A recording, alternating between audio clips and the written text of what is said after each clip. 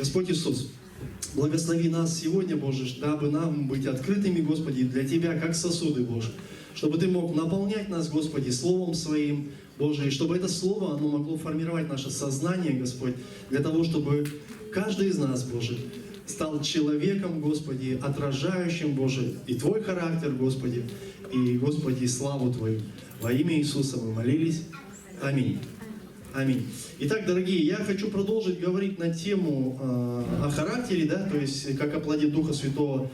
И мы говорим в соответствии с местом Писания, Галатам 5 глава, то есть вы уже выучили, наверное, все, да?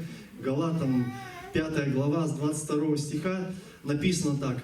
«Плод же Духа – любовь, радость, мир, долготерпение, благость, милосердие, вера, кротость и воздержание». И вот, сегодня поговорим о милосердии. У милосердия на самом деле, если посмотреть в какие-то источники, много определений, они очень разные, то есть в смысле никак не очень разные, они по-разному разложены, эти определения, то есть что такое милосердие, да? Вот. Но в целом они все близко друг к другу и выражают буквально следующее. Милосердие – это чувство готовности делать добро, оказывать бескорыстную помощь из сострадания к нуждающимся. И милосердие, в отличие от других качеств, если мы смотрим, да, все вот эти вот 9 плодов, которые описаны в книге Галатов, да, милосердие всегда деятельно, и проявляется в таких действиях, как помощь и благотворительность. Суть такова, что это, если мы говорим о милосердии, это всегда дела. Вот если мы говорим, например, про кротость, то ты можешь тихо, кротко внутри себя как бы смиряться там, да, что-то там как-то тушить этот огонь чего-то там, да. Или, например, любовь, да.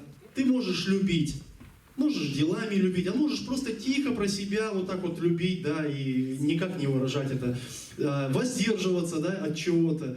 Вот есть что-то, например, я вот представляю, да, я прихожу, например, там вот, и продаются там гамбургеры, да, а я, например, к примеру, на диете, да, и я вот такой вот смотрю на эти гамбургеры, никто не понимает вообще, что происходит в этот момент, а я просто стою на эти гамбургеры и вот тихо про себя воздерживаюсь.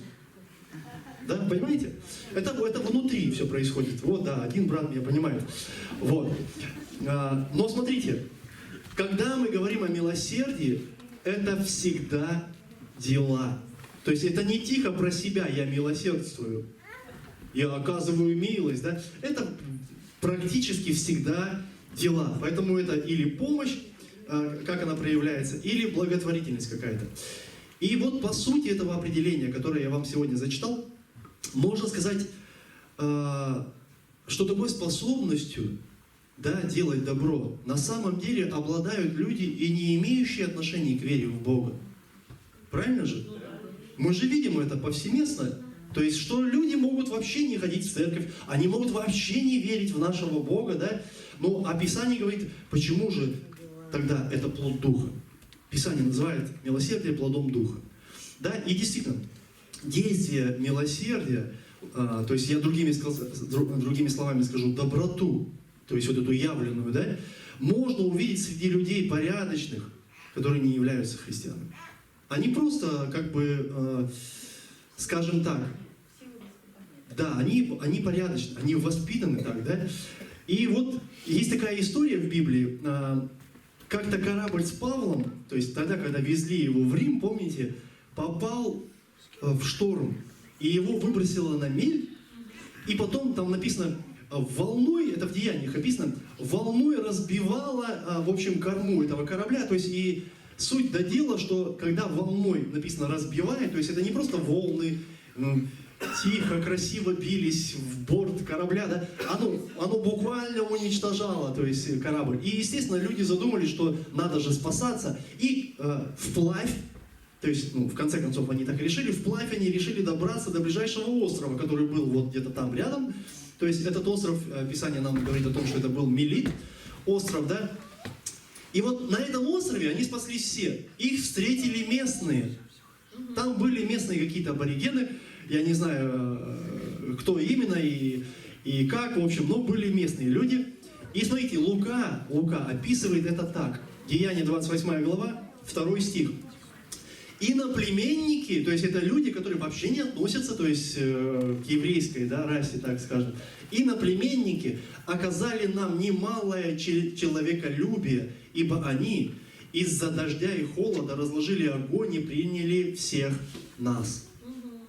Немалое человеколюбие. То есть это, знаете, другими словами можно сказать, это было сверх какое-то как бы принятие, то есть которое Павел вообще не ожидал ничего.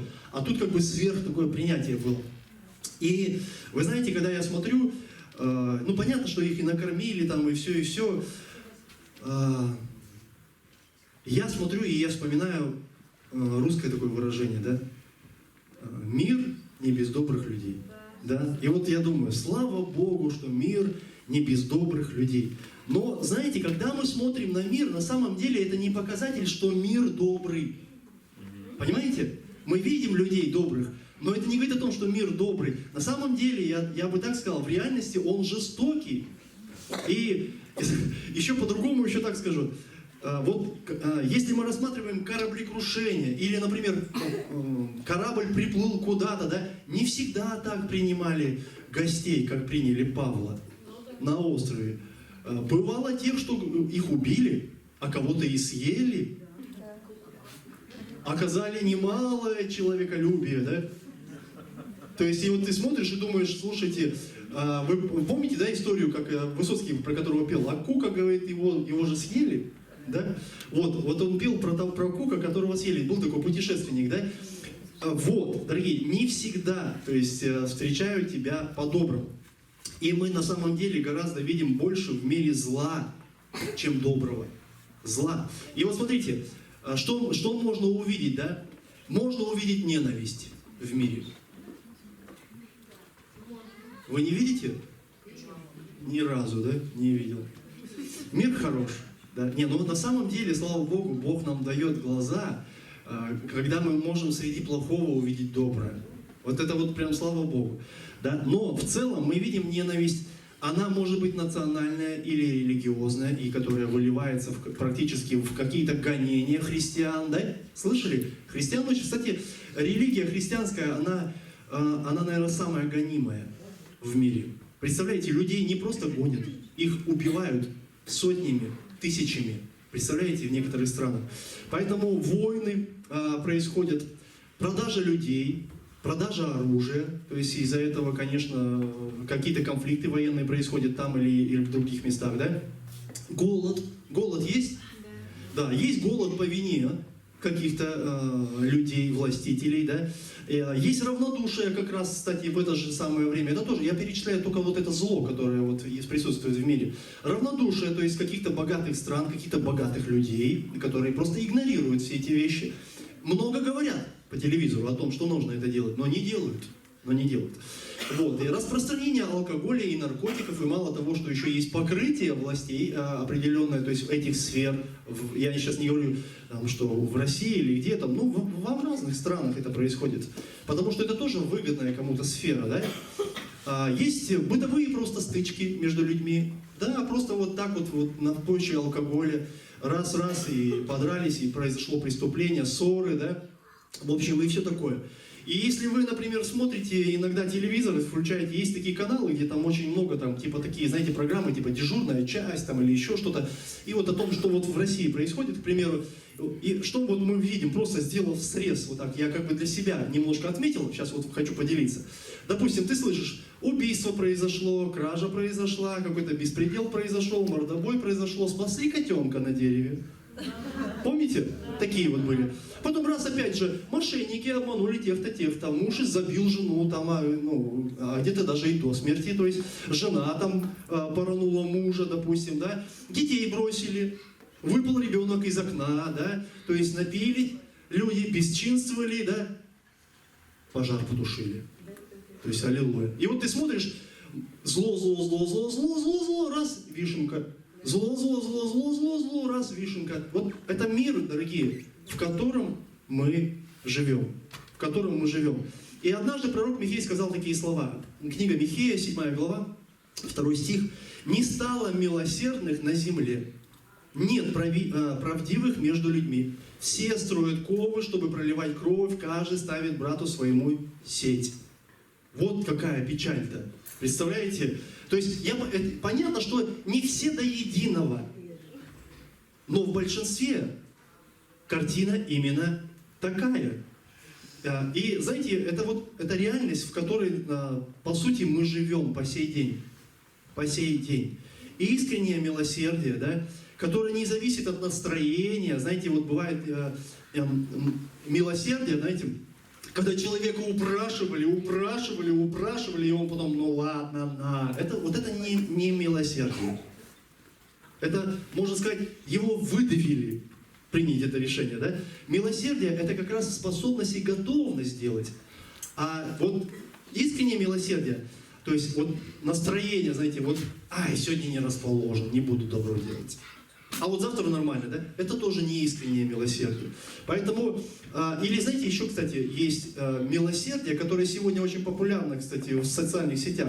Когда люди снимают ролики, как бы проплачивая кому-то покупки, делая добро. И знаете, одно дело, когда бы это было бы искренне, другое дело, когда это делают за популярность, за лайки, чтобы заглядывали, знаете, чтобы смотрели, да. И вот это тоже такое, знаете, неискренность. Искреннее милосердие, на самом деле, оно редко. Оно редко. И если мы посмотрим каждый в свою жизнь, я не могу посмотреть вашу полностью, анализ сделать какой-то, то буквально на пальцах мы можем увидеть, то есть когда мы видели действительно искреннюю милосердность такая, знаете, которая была проявлена на твоих глазах, кто-то кому-то помог, там, пошел. В церкви, конечно, мы чуть-чуть побольше этого видим, потому что мы как бы здесь и сами участвуем в каких-то проектах, да? Поэтому, дорогие, искреннее милосердие, редкость. И Бог однажды через пророка Иосию говорит такие слова. Иосия 6:6 написано: «Ибо я милости хочу, а не жертвы, и боговедение более, нежели всесожжений». То есть вот желание Бога, что Он хочет увидеть. Конечно, Он обращается к народу израильскому, да, то есть, и этот народ вроде бы как бы, если из всех народов он больше знал Бога, да, ну, как бы, это же народ Божий, в заповедях жил уже, все. И вот он говорит: я хочу милости, а не жертв, я хочу боговедения больше, чем всякие всесожжения, да. И другими словами можно вот так сказать. Вот можно бить поклоны в церкви, там, ну, как бы, молитвы, да, все такое посещать, и не читать Слово Божие, не познавать своего Бога. Не познавать. Можно просто выполнять тупо, извините меня, какие-то ритуалы, но не знать для чего, но не знать, зачем все это делается, да? И я думаю, что, зная Бога, дорогие, люди будут отражать Его характер. Вот смотрите, Он говорит: милости хочу и боговедения. То есть, если бы люди знали, они бы жили так. Понимаете, как узнали? Но так как они не знают, они и не живут. Боговедения нет, милости нет. Было бы боговедение, была бы милость. Поэтому очень важно, дорогие, для нас понимать, что знание Бога, то есть Слово Божие, конечно же, прежде всего, оно раскрывает нам, то есть сущность Бога. И эта сущность потом начинает отражаться внутри нас. То есть это делает Дух Святой. И я думаю, такая жизнь как раз-таки далека от жизни, в которой живет мир. И поэтому Павел, когда говорит о делах, о плодах Духа, да, Галатам 5:22, он прежде говорит о делах плоти, в которой, собственно, живет весь мир. И дела плоти, давайте я сейчас зачитаю, дела плоти, да, Галатам, сейчас, секунду, может, просто кто-то не знает, как бы, кто-то наизусть уже, наверное, выучил все эти дела плоти, да, наизусть помните? Галатам 5:19. Дела плоти известны, они суть прелюбодеяние, блуд, нечистота, непотребство, идолослужение, волшебство, вражда, ссоры, зависть, гнев, распри, разногласия, соблазн, ересь, ненависть, убийство, пьянство, бесчинство и тому подобное. То есть это я все уже как бы перечислял, то есть только другим языком, да? То есть это вот то, что наполняет этот мир. И Павел призывает нас быть не людьми, не людьми, смотрите, имеющими религиозное какое-то отношение, да, к Богу, или там к церкви, или еще к чему-то, да. То есть Он буквально призывает нас людьми, которые водимы Духом. То есть, а для этого должно быть боговедение, мы должны знать Бога своего, чтобы Дух нас мог вести, да. И Он буквально говорит, ну то есть, что это может для нас значить, да, что веру надо свою проявлять и поступать духовно. Поступать духовно. Духовный плод, дорогие, это способность проявить Божью природу и дела Духа Святого. Вот это духовный плод. То есть всегда, когда ты проявляешь кротость, всегда, когда ты проявляешь воздержание, всегда ты проявляешь, когда долготерпение, ты проявляешь дела Духа Святого, то есть которые сотворены в твоей жизни. И это суть Божья природа. Я недавно поздравлял одну сестру с бракосочетанием. Вот. И я ее давно знаю, эту сестру. И вы знаете, вот что мне в ней как бы зацепило в ее отношении, то есть к ее браку, да, она стояла до последнего, то есть она как бы, знаете, такое долготерпение, она не склонялась, не падала, не рвалась там, не убивалась, то есть вот просто, знаете, тихо, мирно верила и шла. И Бог благословил ее, она сегодня вышла замуж. То есть, и вот это вот, знаете, плод вот этого долготерпения, то есть это духовный плод. Человек сохранился в Боге, человек сохранился в церкви и получил обещанное, да? То, что Бог как бы обещает каждому из нас. Поэтому, ну, я верю, что сестрам Бог что-то же обещает тоже, в плане того, что они, как сказать, представляют, хотят, размышляют об этом, потому что у всех тоже разные свои представления об этом есть. Но духовный плод, дорогие, это дела Святого Духа, то есть они проявляются. И поэтому Павел ассоциирует духовные качества характера с плодом, да, в Писании. С плодом, который нужно и можно вырастить. Подобно тому, как люди выращивают плод в земле. И это, конечно, немалый труд на самом деле вырастить что-то. Я вот просто смотрю порой на свою супругу, она цветы порой растит. И это нелегко. Это нелегко. Вот люди, которые приходят и говорят, ой, какие цветочки, ой, как цветут, и пошли по домам. Да? Вот это вот легко. Увидел, оценил и пошел. А человек, который занимается, там подстригает, который там что-то там травит, каких-то там этих бактерий, какие-то там, или что там, микробы, там, кто там атакует эти цветы, да, знаете. И также на поле, то есть птицы, ты вот сеешь, допустим, птицы прилетают, крадут, да, то есть какие-то хорьки, зверьки, там, в общем. Короче, за этим нужно ухаживать, то есть за этим нужно трудиться. И иметь плод на самом деле, дорогие, это буквально духовный труд, чтобы иметь плод. Духовный труд. И плод Духа, милосердия, да, о котором мы говорим, если он проявляется в жизни человека, ну, собственно, как и другие плоды, это свидетельство работы Божьей в человеке. Проявился, значит, что-то происходит. Бог, значит, что-то творит, да?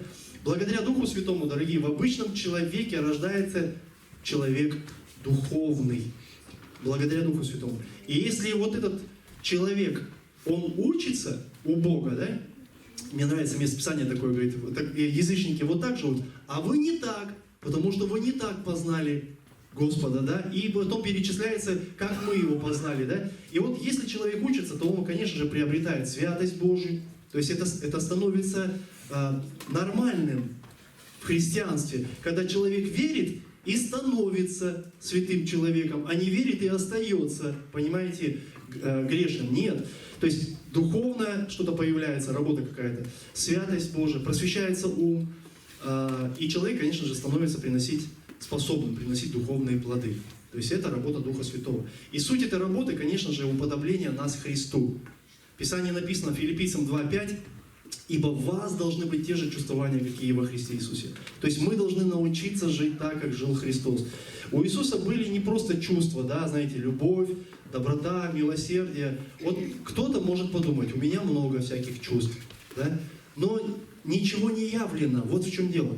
Я иногда на церковь смотрю, знаете, и вижу, что вот то, как люди относятся к церкви, оно по сути и показывает, какие чувства наполняют человека. Если в человеке нет сострадания, он не будет сострадать с церковью.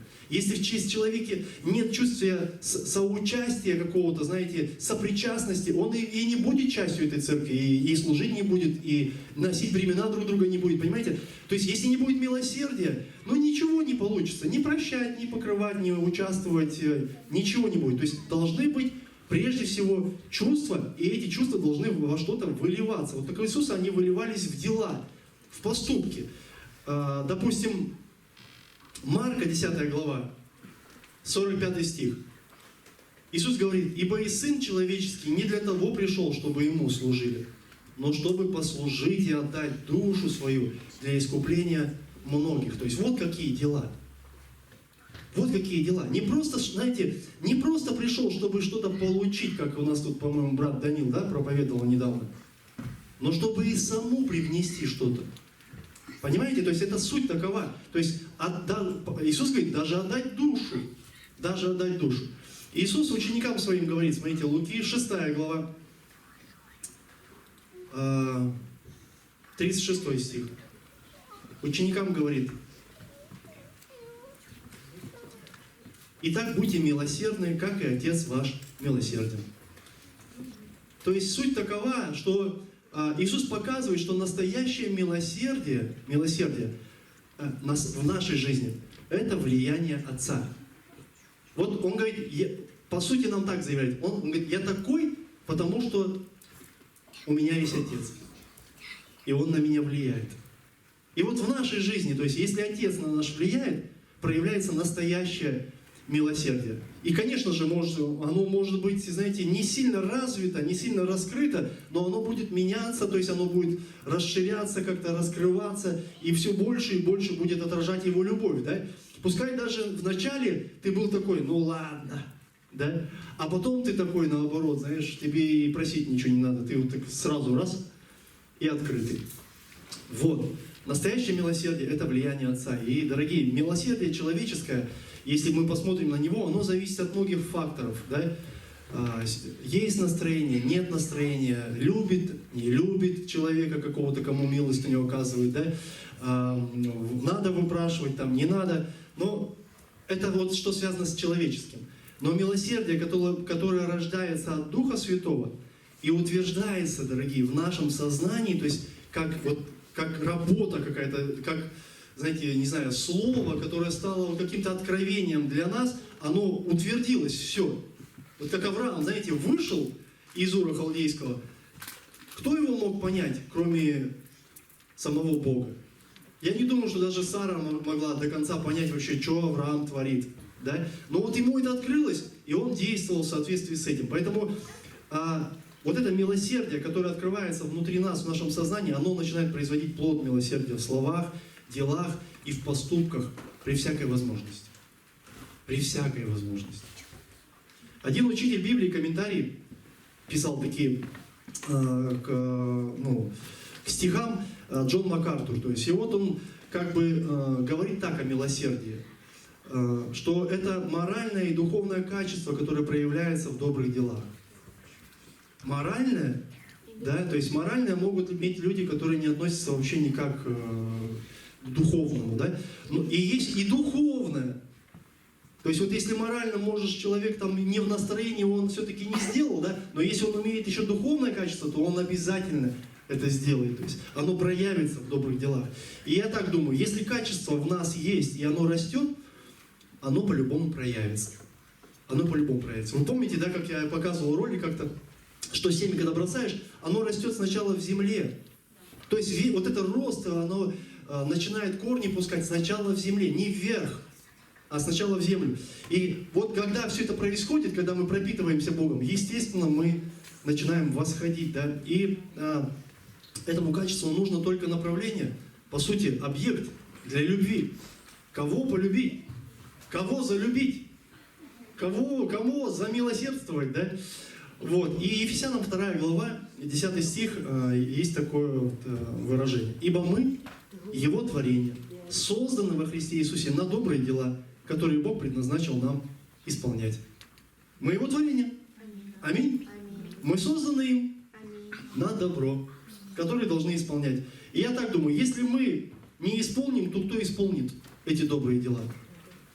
Кто, если не мы, созданные Господом Иисусом? Аллилуйя. Во Христе даже так, в Иисусе. Поэтому, дорогие, милосердие, это важная и практическая часть христианского характера. Петр так говорит, 2 Петра, 1 глава, 8 стих. «Если это в вас есть и умножается, то вы не останетесь без успеха и плода в познании Господа нашего Иисуса Христа». То есть, если в вас есть вот эти качества, и они начинают возрастать, успех будет. Успех будет. Кто-то верит, что вы будете успешны в том, что плоды Господа нашего Иисуса Христа, они будут проявляться в вашей жизни. Вот. Давайте рассмотрим поподробнее, что такое милосердие, то есть, что нам нужно знать о нем, чтобы мы могли определить его, то есть, как оно проявляется в этом мире.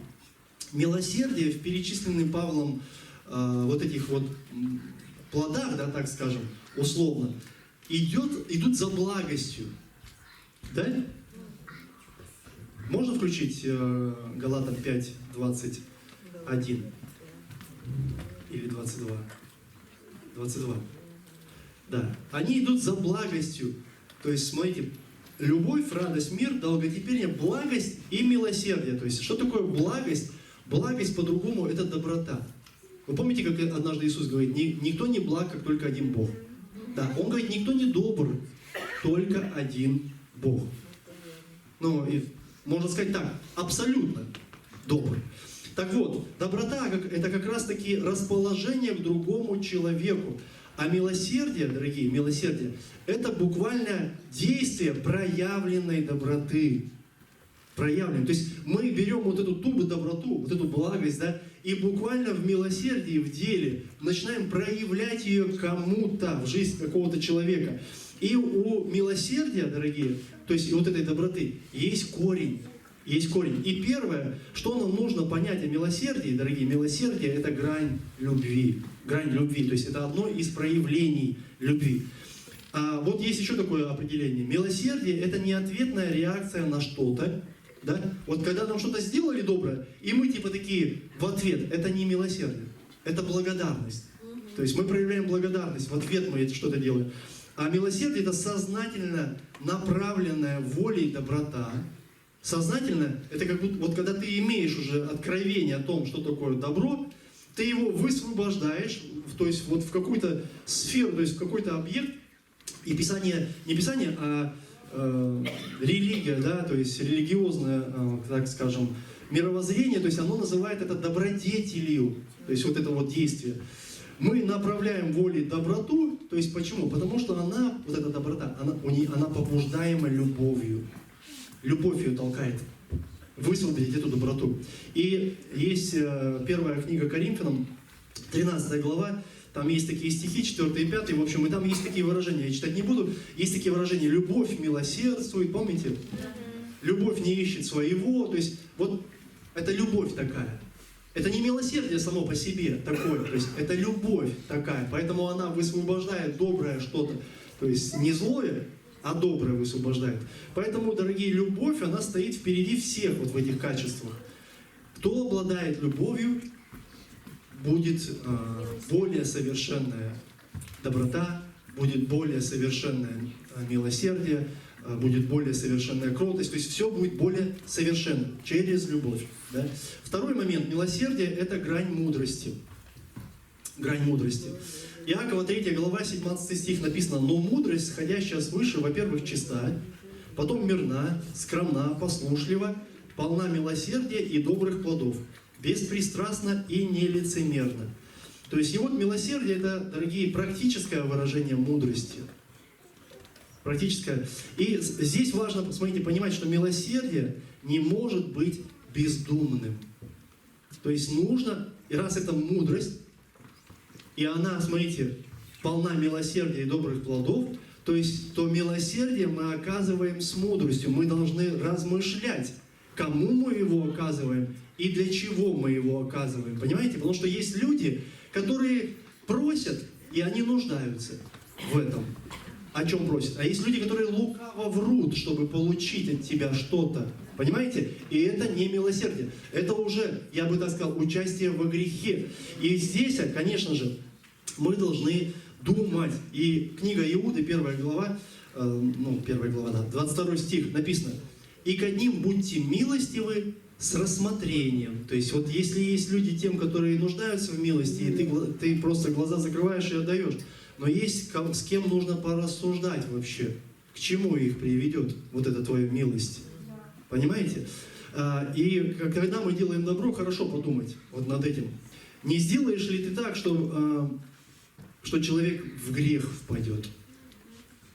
Понимаете? То есть мы должны понимать, принесет ли пользу наше милосердие определенному какому-то человеку. Или мы можем потыкать какому-то испорченному характеру. Понимаете? Вот. Третий момент о милосердии, то есть что мы должны знать о нем. Милосердие, то есть, либо еще такое слово есть, милость, да? Писание говорит, выше справедливости. Выше справедливости. Вот у меня был такой пример вчера дома. И за одну вещь я хотел по справедливости. Я стал говорить, и потом я понял, я хотел как правильно, но нужно было милость просто включить. Понимаете? И не топить за эту справедливость. Потому что вроде бы и хочется, чтобы все было правильно. А с другой стороны ты думаешь, чего ты этого добился этим. И тогда нужно было включить милосердие. Так вот, дорогие, милосердие, оно выше справедливости. Иакова 2 глава 13 стих написано так. «Ибо суд без милости, не оказавшему милости». Я просто представил, а если меня судили бы за то, что вот я вчера топил, да, там, за эту правду, то есть как я ее видел. Если бы меня судили, оказали бы мне милость. И вот Писание говорит, суд без милости, не оказавшему милости. Милость превозносится над судом. То есть милосердному, дорогие, на суде будет оказана милость. Будет оказана милость. И все вы помните, может быть, или слышали, кто был участниками судов, или слышал о суде, там, у кого-то близких, собирают такое понятие, есть характеристика. Да? Собирают оттуда характеристику, написали оттуда, и потом судье все это попадает, он читает и говорит, но в принципе ты человек достойный. И раз через вот это вот, он раз милость какую-то высвобождает в приговоре. Почему? Потому что было очень много добрых рекомендательных каких-то писем, да, то есть характеристик. Но тому, кто не милостив, дорогие, милости не будет. Почему? А и добра-то найти неоткуда. Он же не оказывал милости никогда, да? Есть одна история, которую рассказал Иисус. Это мы ее читать не будем. Но вы для себя запишите, перечитайте. Луки 16 глава, с 19 по 24 стих. То есть, ну там даже не 24, там даже дальше, с 19 стиха. Там притча о богаче и Лазаре. Помните? Так вот, богач жил в свое удовольствие, то есть эта притча рассказывает, потому что был богат. То есть у него было все, и он ни в чем не нуждался. А нищий Лазарь был больным бродягой, который находился вот при доме, валялся там где-то там под забором, так скажем, да. Был больной бродяга, и вот умерев, то есть и богач, и Лазарь, они попадают в иной мир. Да, но только один попадает в ад, а другой попадает на лоно Авраамова, то есть подобно раю. Да? И вот этот богач, он в аду, а Лазарь, кстати, интересно, почему Лазарь, да, написано имя. Лазарь, значит, с именем, а богач, значит, без имени, да? Так вот, Лазарь буквально переводится как помощник ему Бог. То есть, Лазарь это человек, который жил буквально на то, что Бог пошлет, как говорится. Понимаете? Поэтому Лазарь-то, аллилуйя, аллилуйя. Это настоящий верующий. Так, и вот, значит, Иисус, дорогие, смотрите, Иисус в этой притче, Он не описывает, как произошел суд вообще, как они так распределились. Вы заметили? Не было никакого суда, никто ничего не определял. То есть вот так вот просто умер один, умер второй, только тот почему-то на лоне Авраамова, а этот почему-то в аду мучается. И вот этого распределения по местам обитания, дорогие, оно произошло еще при жизни. При жизни, то есть один жил так, а другой жил так. И суть в том, что вот эта история как раз и показывает, если бы богач при жизни проявлял заботу о Лазаре, то есть милостив был к нему, он бы не пострадал.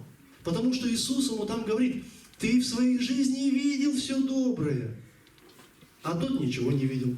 Поэтому сейчас этот видит доброе, а ты не видишь. И ты думаешь, неужели только за это разве? Да, суд без милости, не оказавшему милость. Помните? Поэтому, дорогие, богач не увидел милости на распределение, где ему быть. Потому что он жил так жизнь. Был рядом тот, кто нуждался, и он ее не оказывал. Потому что притча четко показывает: радовался своей жизни богач, а рядом был вот этот нищий, который желал накормиться крохами. В смысле, у него были желания, но крохи, возможно, не перепадали в его жизнь со стола богача. Да? И вот, дорогие, милосердие, оно выражается в делах, которые могут быть совершены только на земле. Только на земле. Если богач был осужден, почему? На земле он этого не сделал. На небе мы этого уже не сделаем. На небе уже милосердие не оказывается. Там мы не будем проповедовать Евангелие. Там мы не будем стремиться к совершенству, к которому нас призывает Писание. Да? Там мы будем все как Он. Все. Там уже ничего этого не будет. Но, дорогие, живя на земле, нам нужно оказывать милость и творить добро. Вот это милосердие. Аминь. На земле нам нужно выражать вот эту природу Божию. Там ты выражать ее уже не будешь. Вот. Четвертое еще, что нужно узнать нам о милосердии. Милосердие — это еще и прощение. Пророк Иеремия такие слова говорит. Это книга «Плач». Иеремии 3 глава, 22-23 стих зачитаем. «По милости Господа мы не исчезли, ибо милосердие Его не истощилось. Оно обновляется каждое утро, велика верность Твоя». И вот вернемся опять к справедливости. Да? По справедливости, дорогие, человеку за грех, Писание говорит, только смерть. Только смерть. За то, как мы живем, порою, только смерть. Но мы, в общем, человечество. Вот. Но по милости Божьей, дорогие, через веру избавление приходит. По милости Божьей, через веру. Бог прощает нам грехи во Христе Иисусе. Кто в это верит? Бог прощает, да. Но обращает, смотрите, прощает Он нам их когда? Когда мы обращаемся к Нему. Да? Когда мы обращаемся к Нему, то есть от той жизни, в которой жили. И это доступно на самом деле каждому человеку в мире. Каждому человеку в мире. Надо лишь принять Господа Иисуса верою и обратиться от своей греховной жизни. Вы помните историю про Содом и Гоморру? Да?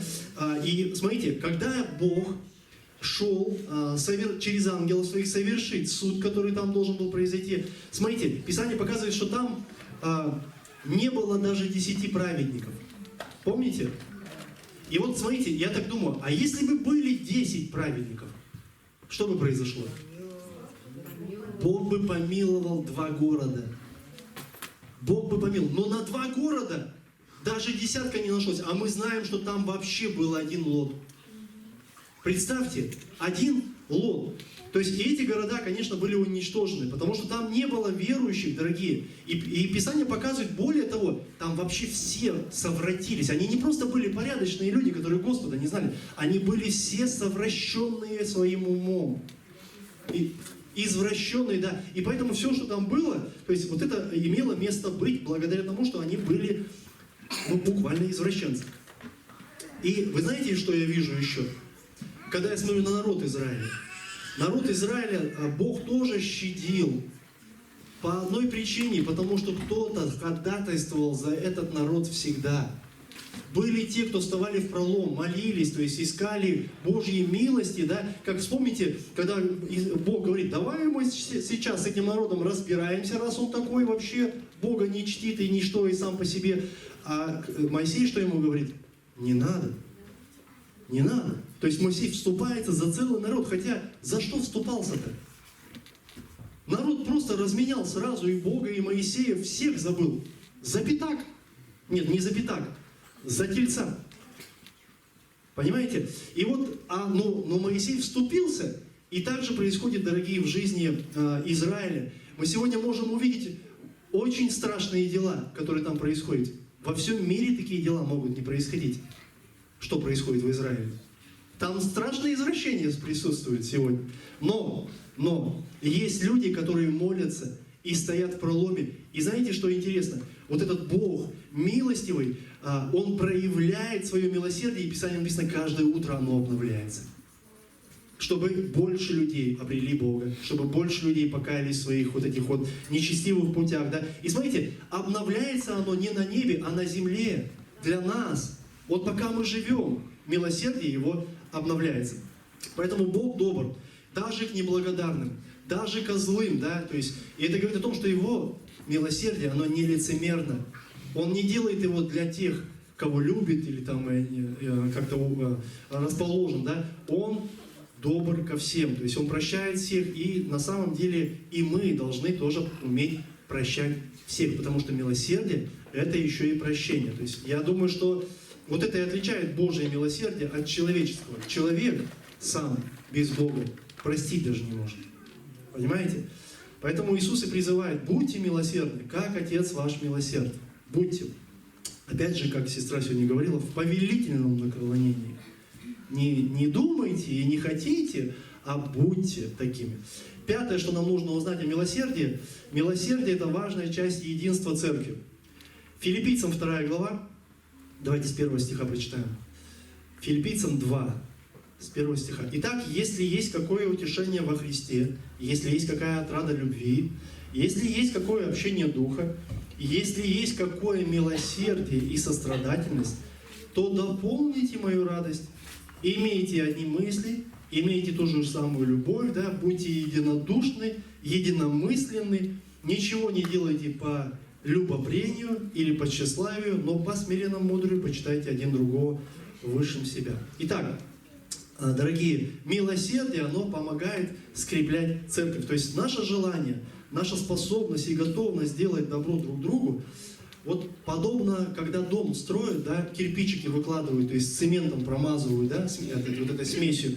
То есть оно связывает эти кирпичную стену, то есть что она становится такой монолитной. То есть и вот то же самое происходит и в церкви. Вот это наша готовность служить друг другу, носить бремена друг друга, да, помогать друг другу. Конечно же, они укрепляют церковь в первую очередь. В первую очередь. И когда Писание говорит, церковь – это столб утверждения истины, мы и это тоже транслируем в мир. Носите бремена друг другу, служите, умейте делать это. Да? Поэтому, конечно, будут те, которые добро и не вспомнят, если что, но мы не на них смотрим, не на них равняемся. Мы равняемся на Господа. Да? Будьте милосердны, как Отец. Не как кто-то, а как Отец прежде всего. И в церкви, конечно же, мы не сами по себе, то есть в теле вообще каждый важен для всего тела. Как вот, знаете, почка, она важна не для второй почки, она важна для всего тела, да? Сердце, оно важно не для вен, то есть оно важно для всего тела. Мозг важен не для головы, он важен для всего тела. И вот в церкви так, каждый нужен для всех. Для всех, да? И вот этого, конечно, не все понимают, особенно те, кто не может отождествить себя с телом, то есть с церковью. Но поняв, дорогие, что Христос глава церкви, мы уже не можем служить себе или для себя. Мы уже учимся служить друг другу, да? Мы практикуем служение друг другу, потому что милосердие укрепляет церковь. И шестое, это последнее, о чем нам нужно знать, о милосердии. То есть милосердием, дорогие, мы свидетельствуем о Боге. О Боге. Милосердие не должно концентрироваться вообще в церкви. Ну, типа, знаете, вот здесь мы такие любим друг друга, а на улицу вышли, мы никому добра как бы и не делаем, да? То вот такого не должно быть. То есть, если здесь так, мы натренированные, да, мы там должны это произвести. Потому что, как Иисус сказал, что толку любить, да, тех, кто вас любит? Это уровень грешников. То есть грешники все это умеют, любить друг друга, то есть любить в смысле тех, кто любит их, да? А в церкви мы тренируемся и учимся этому, то есть любить и проявлять это везде, где надо. Вышел ты, попался кто-то на пути, проявляй. Евангелие от Матфея, там, в 25 главе, тоже перечитывать не будем, большой отрывок, с 31 стиха, там, по-моему, по 46, Иисус говорит о притчу об овцах и козлах. Помните эту притчу? Так вот, овцы, то есть, ну там, где Бог разделит, то есть на овец и козлов, отделит, вернее, овец от козлов. И вот овцы символизируют именно тех, если вы будете рассматривать притчу, кстати, запишите, прочитайте, символизируют тех, которые проявляют милосердие к людям. И, смотрите, Иисус принимает вот это проявленное милосердие так, как будто они сделали это для Него. Он говорит, вы сделали это? Они говорят, когда мы сделали? Вот когда вот это делали, вот это делали, вот это делали.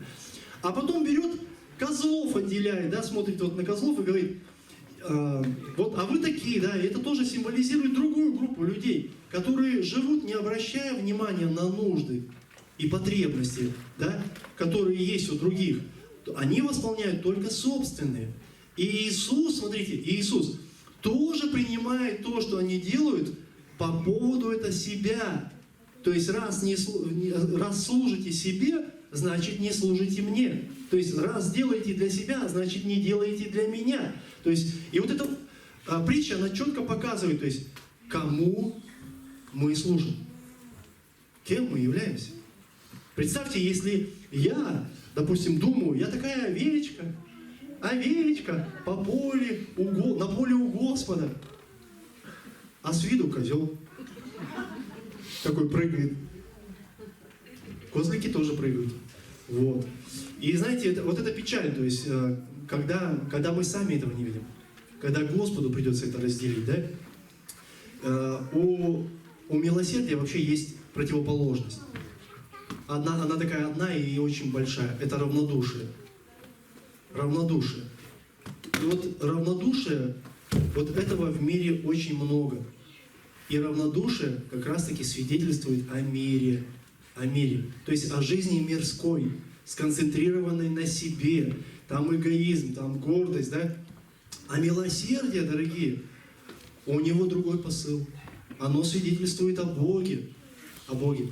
Однажды мой знакомый, кстати, он к нам приезжал как-то, он написал книгу и написал там такие слова. «Моя жизнь может быть единственной Библией, которую кто-нибудь прочитает». Поэтому пусть кто-то прочитает в твоей жизни о Боге. Аминь. Единственной Библии. То есть он, знаете, это даже говорит о том, что человек, возможно, и никогда и не откроет настоящую Библию. Но он может прочитать что-то в тебе. Аминь. Итак, что мы увидели, да? Мы увидели, что милосердие – это выражение любви. Мы увидели милосердие, которое оказывается с мудростью, да? Также мы видим, что милость, она превозносится над судом. Мы увидели милосердие, которое способно прощать. Мы видим милосердие, которое укрепляет церковь, и милосердие, которое говорит, свидетельствует о Боге. О Боге. Итак, милосердие, как и другие качества характера, качества духа, да, оно рождается в нас в результате воздействия Слова Божьего, утвержденного Духом Святым в наш разум. Читаешь, открывается, Бог это, в смысле Дух Святой это утверждает в тебе. Мне нравится, как Иисус сказал, не оставлю вас одних, да, но дам вам утешителя, который научит вас всему, напомнит вам все. То есть это буквально, когда ты будешь читать Слово Божие, оно в тебе где-то ляжет на полочку. У нас так бывает, знаете, иногда так, что-то происходит, и ты такой, раз тебе что-то понадобилось, и такой, я знаю, у меня это там лежит. Было такое? Вот, у меня это вот здесь лежит. Там раз, недавно банки достали, такие, закручивают там кое-что, да, и такие, так, а где крышки? Крышки вот там у нас еще были крышки. То есть мы знаем, где что у нас лежит. Почему? Потому что оно было положено. И вот что делает Дух Святой? Когда ты читаешь, Он буквально раскладывает у тебя там где-то на полочках, когда что-то тебе нужно, у тебя есть где взять. Проблема, когда негде взять, да? Поэтому, дорогие, Слово Божие, оно Духом Святым утверждается в разум человека. И, как Писание нам говорит, да оставит человек потом прежнее, обновится разумом и облегчется в новое, да? Отказался от прежнего, Все. Господь начинает тебя умудрять, да, и ты начинаешь облекаться в новое. В новое, буквально как, знаете, вот в эту новую природу. Павел, кстати, если открыть Колоссянам 3 глава, Павел сравнивает с одеждой, вот именно вот это новое, в одежде, в ней нужно ходить. Колоссянам 3 глава, 12 стих. «Итак, облекитесь, как избранные Божии, святые и возлюбленные, в милосердие», сразу Писание говорит. Облекитесь в милосердие. Я не знаю, на самом деле, с чем мы придем к Господу, если, живя на земле, мы не стремимся отражать Его характер. С чем мы туда придем? Мы скажем, верили и не жили. Мы скажем, мы пели «Используй нас», но не давались Ему в руки. То есть, понимаете, вот Иаков так сказал, вера, у которой нет дела, она мертва. Мертва. Поэтому я верю, что если мы придем к Господу, нам нужно жить про жизнь так, чтобы мы отражали вот это влияние Его на нас в этой жизни. Как Иисус сказал однажды, да, в Нагорной проповеди, «Блаженны милостивые, ибо они помилованы будут». Аминь. Дай нам Бог прожить вот такую жизнь. С милостью относиться, с милостью помогать, с милостью благотворить, с милостью прощать. Знаете, иногда мы осудить быстрее можем где-то, даже на своих домашних группах, кого-то. Понимаете? Побрить, распять, в общем, и все такое. Когда нужно помиловать. Я, знаете, мы сейчас будем молиться. Я вспоминаю вот эту притчу про пир. Помните? Что позвал, да, и не в той одежде выпроводили, гостя, так скажем. Так вот, вы знаете, когда я размышляю об этом, я вижу такое. Если я иду на пир, и я иду в чистых одеждах, то есть это буквально, вот я старался отражать вот эту вот чистоту, искренность, святость Божию, то есть вот эту жизнь, да, я старался, я пришел, если я в чистых одеждах, я там и останусь. Да, я там и останусь. То есть, но если я не готовился, то есть если я не думал так, если я не размышлял о чистоте, то, как, знаете, какой нежданчик будет. Я думаю, как, знаете, если на притчу смотреть, человек, который был в грязной вот этой вот одежде, да, не почтил, то есть вот хозяина, вообще не думал о том, что его могут выкинуть из пира. Понимаете, он просто пришел, но он не думал, что его могут выкинуть. Иногда мы говорим, да вы знаете вообще, кто я? Да? А там уже без разницы, кто ты. Там все дело в том, что в какой ты одежде. Вот это говорило само за себя. Понимаете? Аллилуйя. Поэтому дай нам Бог, как Иисус говорит, блаженны милостивые, ибо они помилованы будут. Быть нам милостивыми. Давайте встанем и помолимся. Отец наш, мы благодарим Тебя, Господи, за Твое Слово, Боже. Мы благодарим Тебя, Господи, за Божие Слово, Боже, которое полно благодати, Боже, и истины. Оно действительно, оно может привести нас, Господи, в это состояние, Боже, чистоты, Господь, состояние, Господи, Боже, готовности, Боже. Оно совершает внутри нас, Боже, свою божественную работу, Господи, делая нас способными, Боже, людьми, Господь, быть милосердными, проявлять милосердие, Боже, выражая тем самым Твою любовь, Господи, выражая Твою мудрость, Господи, Боже, помогая церкви, Господи, укрепляться, Боже, во имя Иисуса Христа. Все это, Боже, с Твоим милосердием, Боже, мы способны прощать, Господь, мы способны покрывать, Господь, Боже, мы способны оставаться в единстве, Господь. Все это благодаря Твоему милосердию, Боже, которое отражается внутри нас, как духовный плод, Боже. Аллилуйя, Иисус. И я молю Тебя о том, чтобы церковь Твоя, Господь, она имела, Боже, этот плод. Лично каждый, Господи, чтобы он мог переживать, Боже, это милосердие, Боже, во имя Иисуса Христа, дабы быть готовым, Господь, проявить, Боже, участие, сострадание, Господь, в жизни людей, которые нас окружают, Боже. Я верю, Господь, что Ты учишь нас быть светом, Боже, солью для этого мира, Боже, и надеждой, Господь. Мы можем быть людьми, которые открывают надежду, Боже, Отец, во имя Иисуса Христа, которые приносят утешение, Господь, которые реализуют, Господи, вот это восполнение, Господь, нужд, Боже, от Тебя в жизни кого-то, Господь. Мы часто читаем благодарение, Господь, и мы видим, что кто-то кого-то благословил, но благодаря Тебя, потому что Ты так заботишься о церкви Своей, Господь.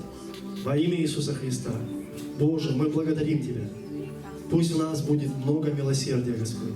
Пусть оно будет и возрастает, чтобы каждый из нас не остался без успеха и плода, как говорит Писание. Во имя Иисуса, Боже. Мы воздаем Тебе всю славу и всю честь. Аминь.